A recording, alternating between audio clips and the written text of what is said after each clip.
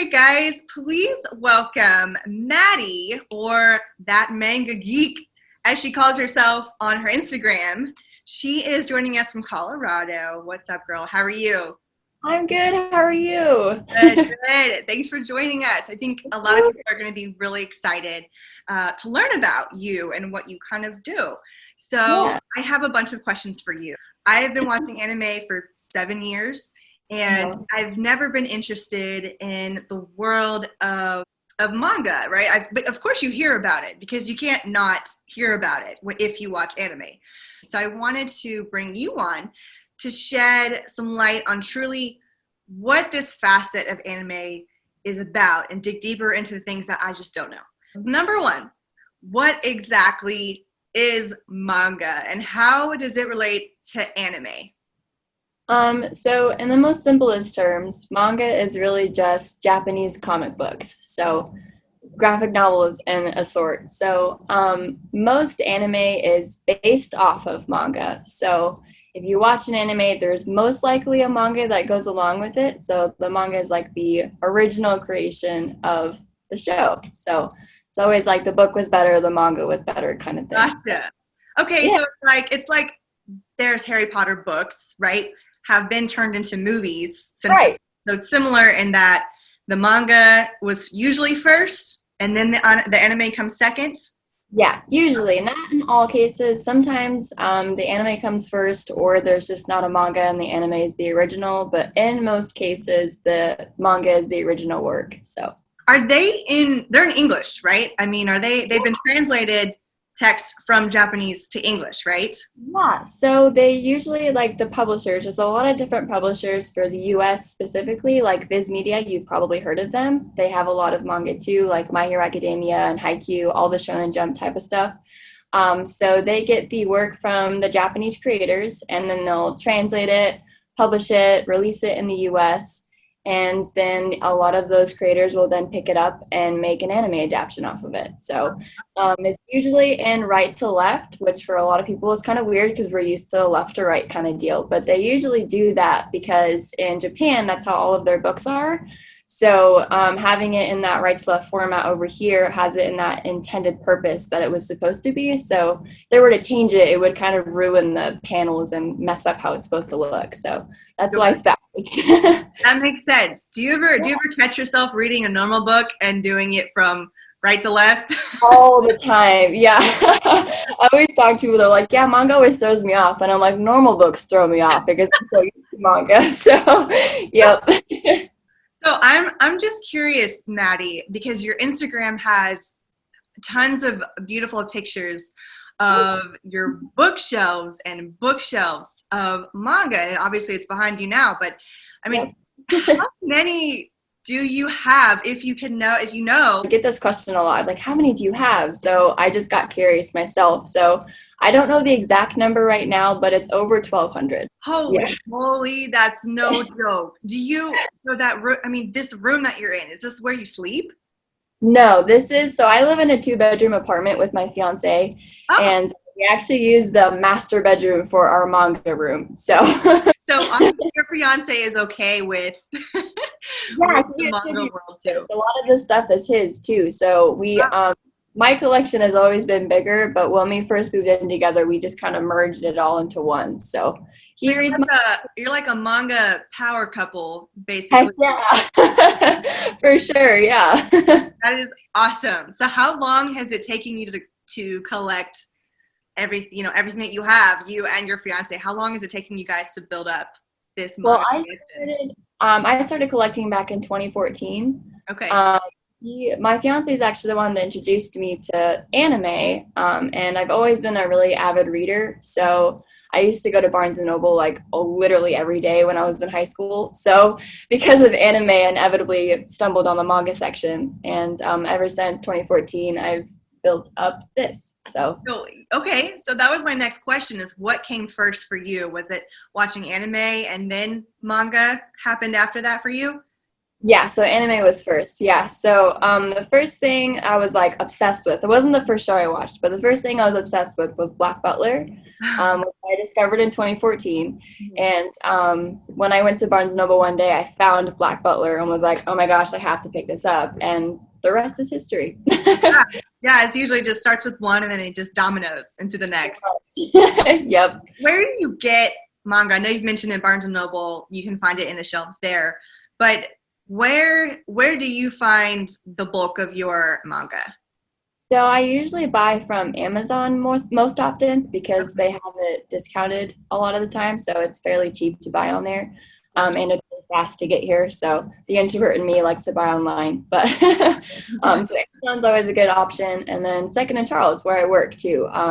I work around books, and we get a lot of new manga in our trucks, and I'm often the one that does the truck, so I get first dibs on pretty much everything that we get. So. Oh, that's Um, awesome. yeah, other than that, some other good places to buy is Right Stuff Anime. They have a lot of manga on there too.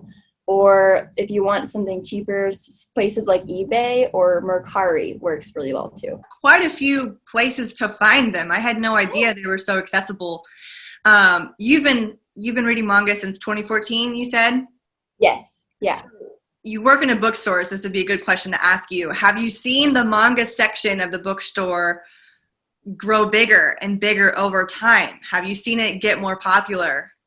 Yeah, for sure. Yeah, when I first started getting into anime and manga, it was kind of this weird facet of entertainment that everyone looked at as just being like, why do you like that? But it's kind of become mainstream nowadays, which is really weird to me because I'm just not used to that. But yeah, it's definitely grown. The popularity is crazy. In my store in particular, our manga sales have skyrocketed over like every other new book section in the store. And that's like company wide, not even for just my store. So manga has definitely gotten really popular the last couple of years. So That's crazy. I mean, I need to jump on this train obviously because I'm sure. behind. Yeah, So, definitely. so Maddie, in the manga that you read, what elements have to be present for it to pique your interest? I'm honestly not super picky when it comes to manga. I'll pretty much read anything. The only thing I can really think of that I really need to have in any story is just really good character development. I'm an English major, so stuff like that is something that I find really interesting when just to see a character just grow so much, like starting at nothing and then having this arc of just being like this amazing character. So usually if I start to read a manga and the character starts off kind of dry and has no potential, then that's a pretty big turnoff for me. But yeah, that's really the only thing that I look for, to be honest. I'm not picky at all. So, I mean, I read comedy, horror, shoujo, shonen, like everything. So, Everything you especially because manga can get so long. Like some manga series are like, 50, 60 volumes long. So, when you you don't say really get to do when you say yourself. volumes, you mean like an individual, like it's like an arc. It's considered an arc, right? An individual set Yeah. to the whole piece. And Slayer. So this is just a volume. So each volume has a chapter in it, and you can see like the chapter page on there. Okay. So usually manga is created by chapter. Viz Media in particular has like a Shonen Jump app where they release like a chapter a week or something. Mhm. And then after so many chapters, they'll start physically printing them if the demand is popular enough. So then the chapters will just be compiled into a volume. Huh. That's really interesting. How expensive are these, would you say? How expensive would a whole, what do you call them, series or volume set, collection? Yeah. What would you So say? on average, like these ones, like the Demon Slayer volumes, are let's see, this is 9.99, so that's per volume. So for like a 20 volume series, that's $200. So Wow. box sets though sometimes discount the price. So if you want to get like a series like say One Piece that's like 90 volumes long, they usually will chunk it up in like 20-ish volumes for like $150. That's why buying used is really nice because if you look on places like eBay or Second and Charles, which has a lot of used stuff, then you can get them for like $3 or $4 a piece, and it's so much cheaper. There's also like 3-in-1s you can buy, like omnibus editions, which usually have discounted prices, so you can get like 3 or 4 volumes in just one book. So it's a little cheaper that way too. But Manga collecting is definitely an expensive hobby, that's for sure. Yes, yes, that sounds very, very expensive, especially if you're collecting over years. I mean, it's become invaluable in more ways than just one. It's Yeah. definitely not a cheap hobby, it sounds like. It's No, not at all. You have to be pretty what up dedicated to it. to it. Pay your Yeah, bills first and then buy your manga and your entertainment money. yeah, for sure. So this is just me being curious, and I thought about this question earlier. You definitely don't have to answer it if you don't want to.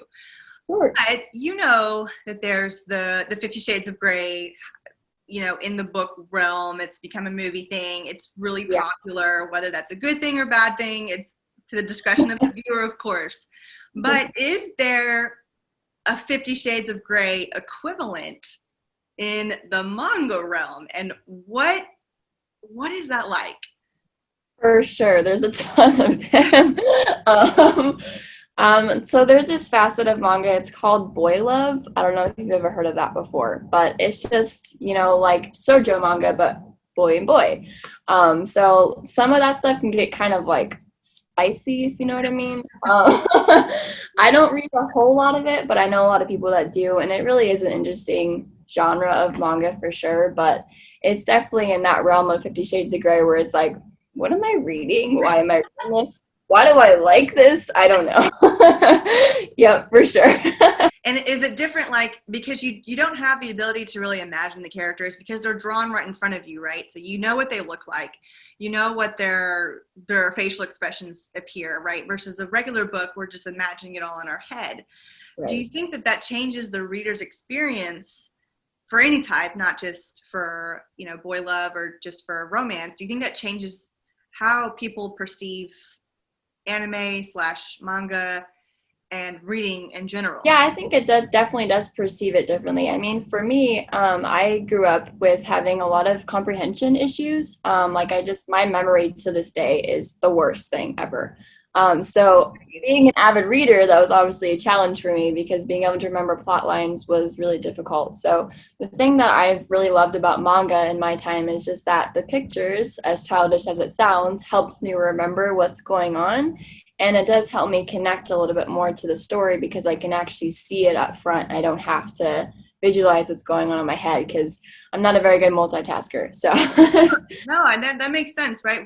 I know with studies that have been done that people tend to remember things that have images attached to them. So that makes sense, actually, 100%. yeah, I'm also a visual learner, so it's easier for me.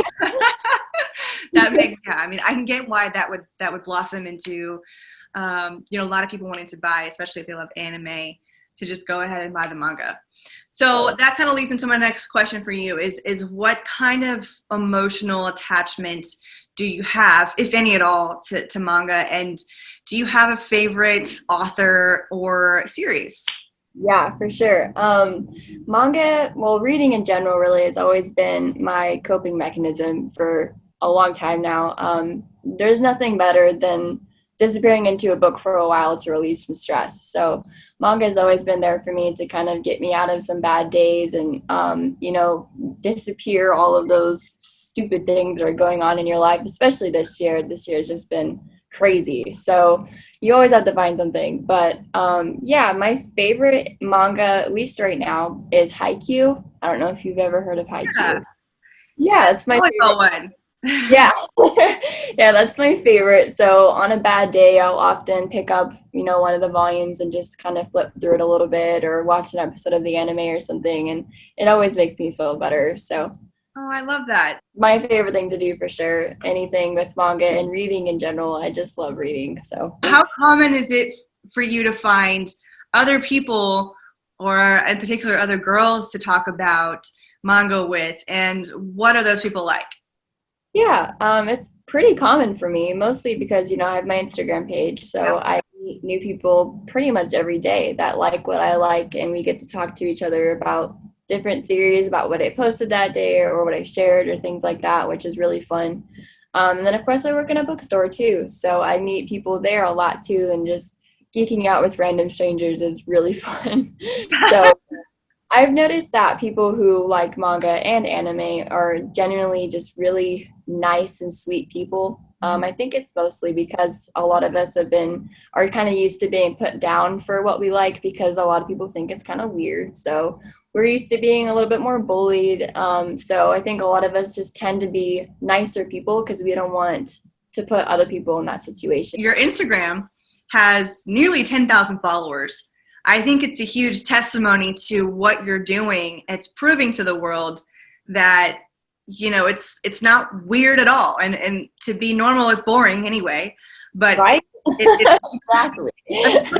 the following that you've attracted, they're engaging with you. You have, you know, tens of 20s of 30s of comments, and, you know, people connect with you through manga and what you're doing. And it's your page is very beautiful and very picturesque. So it's very aesthetically pleasing to look at. So obviously you're like the manga expert of the universe. So, I mean, you said 1,200 manga.